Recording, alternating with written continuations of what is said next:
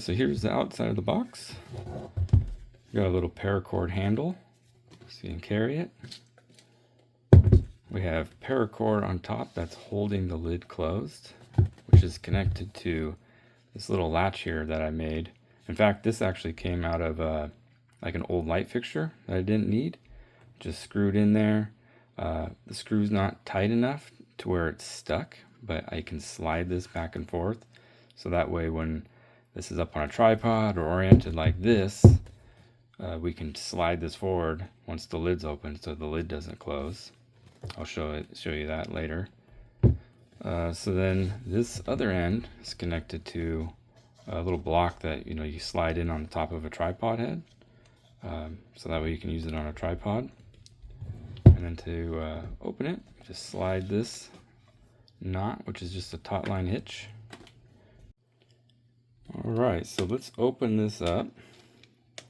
You want to make sure this part here is pushed down or else your lid will get stuck. So make that's down. We'll open it up here. And then to keep the lid from opening up any further, I got a little 3 chain link segment here connected to a screw that's going to do the box there. So we have ICOM IC-705 inside, and it's held in place with the tripod connector. So this is screwed into the tripod screw hole at the bottom of the radio. And then I have all the connections hooked up. I have audio splitter here. So this goes to the microphone speaker. You can unhook it and put in an external speaker if you want. The microphone's already connected. Then we got a short chunk of coax, so you can either plug antenna right into it, or you can plug this into the manual antenna tuner. And then I have a USB cable that's routed under these shelves and stored here, so that way we can connect it to a computer. Here's the microphone. And then we have a little jumper for the ALC, so you can hook up to a transverter or an amplifier. Then we have a audio jumper cable from the key jack that's routed under this shelf. And so I have a 3-way, one open so I can hook up a paddle or a straight key if I wish. I have the paddle already connected, and then the straight key is already connected. So that way everything is ready to go. All you have to really do is hook up an antenna, turn the radio on, and it's good to go. Underneath the manual antenna tuner is a 3 amp hour lithium iron phosphate battery. Inside here we have our connections for hooking the radio up to that battery if we wish. Right now it's unconnected. And then deeper inside there you can see there's a 9-volt battery. That 9-volt battery goes, let's get a better angle, to this little light. So I got a little switch here, and we turn on our little light bulb. I used at first just a red Sharpie and colored the light bulb over, the little LED light, just to give it that red tint.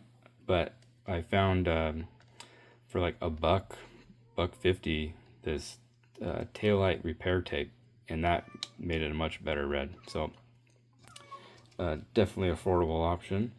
And then here it was a lithium lipo battery pouch, for those little fire bags. I just put a bunch of duct tape on it to make it black. And then inside here I'll keep a little jumper coax, which I can connect to the tuner coax antenna port here if I want to hook up a choke or a transformer for an end fed if it's too big to fit here. So I got that. And then also in here keep a couple connectors, but you could put anything really, just something that's not too bulky, for at least with this setup, or else it won't shut the lid all the way.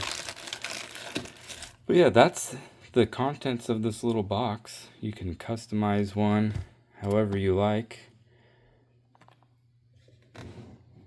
All right, we got our radio connected to our tripod with our latch undone. And on the top here, we have our bracket that we salvaged from a light fixture. And I got 2 screws holding it in place, but they're not screwed down all the way, so that we can still slide this back and forth. So if we open our lid, now we can slide this under, and then our lid stays open. Spider web.